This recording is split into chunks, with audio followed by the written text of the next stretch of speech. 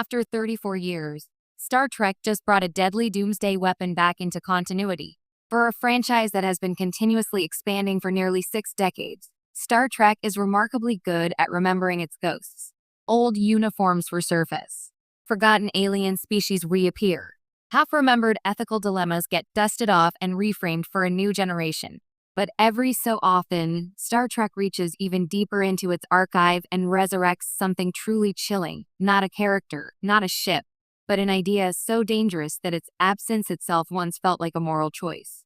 That's why the quiet return of one of Star Trek's deadliest doomsday weapons after 34 years is such a big deal. This isn't just nostalgia. It's a statement. The long silence of a galaxy ender. For decades, Star Trek has flirted with extinction-level threats. Superweapons are nothing new to the franchise. The Genesis device, the Borg, Thalaran radiation, control, even the Omega particle. Each era finds its own way to ask the same question. What happens when power outpaces wisdom? But there is one weapon that has always stood apart. Introduced in the late 20th century and then quietly sealed away by canon, this particular doomsday threat was so existentially horrifying that Star Trek seemed to collectively agree it was better left untouched.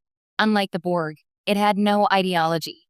Unlike Genesis, it offered no promise of rebirth. Unlike Omega, it wasn't a forbidden miracle. It existed for one reason only: total annihilation. And for 34 years, Star Trek largely respected the implication that some lines, once crossed, should never be revisited. Until now. Why this weapon was different. What made this doomsday weapon so disturbing wasn't just its destructive capacity. It was its impersonality. There was no villain monologuing about destiny. No tragic backstory to soften the blow. It didn't conquer. It didn't negotiate. It didn't even hate. It consumed.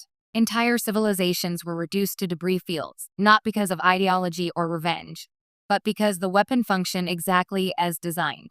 That cold efficiency made it uniquely unsettling within Star Trek's generally humanistic framework. The galaxy wasn't under threat because someone made a bad choice. It was under threat because someone once made a very efficient one. When the weapon was neutralized, Star Trek didn't celebrate technological triumph. It mourned the fact that such a thing could exist at all. And then it moved on.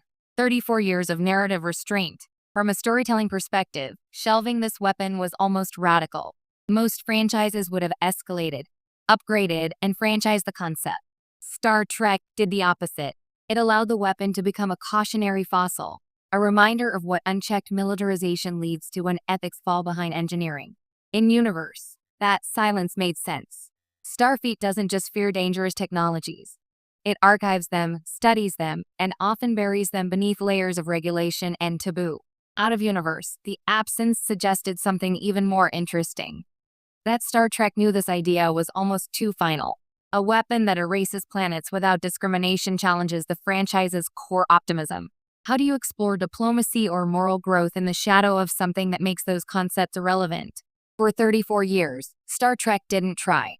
The modern franchise is braver and darker, so why bring it back now?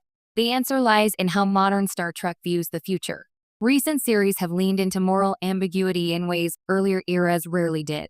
The Federation is still aspirational, but it is no longer naive. It remembers its failures. It interrogates its myths.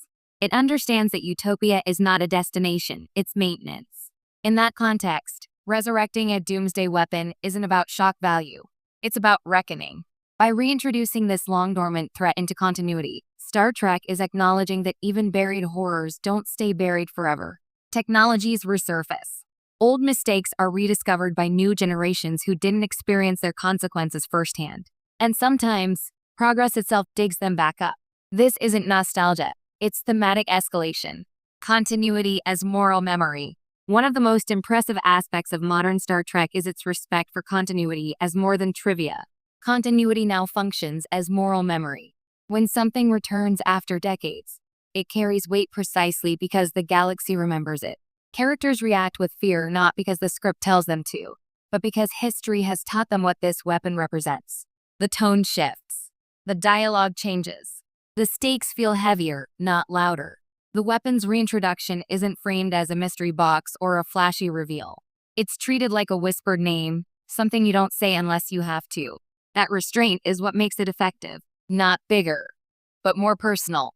Crucially, the weapon's return doesn't escalate scale so much as consequence.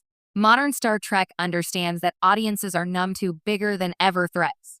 What still lands is intimacy, the idea that one decision, one miscalculation, could resurrect something the galaxy agreed should never exist again. Instead of asking, "Can the heroes stop it?" the story asks a more unsettling question. Should it have been forgotten in the first place? That's a very Star Trek dilemma, a reflection of our own world. It's impossible to ignore how timely this return feels. We live in an era where old technologies re-emerge with terrifying new relevance. Nuclear weapons from the Cold War, artificial intelligence built on decades-old theories, surveillance systems once considered unthinkable. Like Star Trek, we are discovering that burying dangerous ideas doesn't neutralize them, it delays them.